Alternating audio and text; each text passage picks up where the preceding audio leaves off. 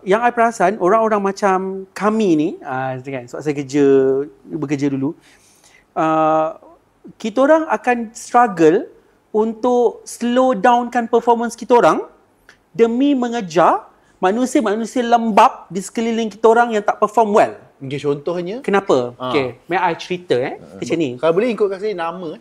Letak insert muka. Dia macam ni, okay. Dulu saya pernah bekerja di satu company bukan company Malaysia. Dia adalah satu data system yang mana saya kerja back office. Masa tu kita nak capai KPI tertentu, dia ikut berapa banyak sistem data yang you buat. Okay. Contoh, daripada pukul 9 pagi, dia ada shift. 9 pagi, 5 petang, pukul 3, 11, dengan tengah malam macam tu lah.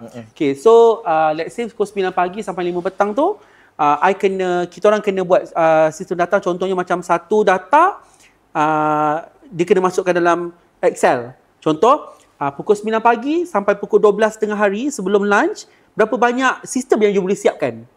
Okay, contohlah kita ambil satu nombor. Satu nombor untuk you masukkan sistem dalam data nombor tu untuk SIM card baru contoh. Okay, so you kena masukkan, kan bila kita buat SIM card, ada roaming, ada internet, ada calling, contoh. So you kena masukkan dalam data SIM card tu, dalam masa berapa minit you boleh siap untuk satu nombor.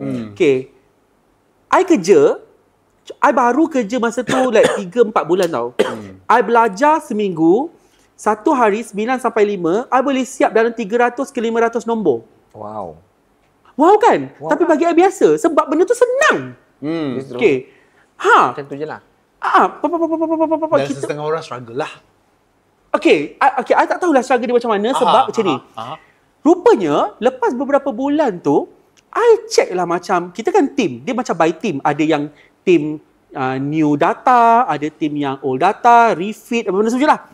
So, bila macam kawan-kawan I macam cakap kan, macam, I tengok macam, alamak, hari ni tak capai lah. Hari ni I dapat 300 je.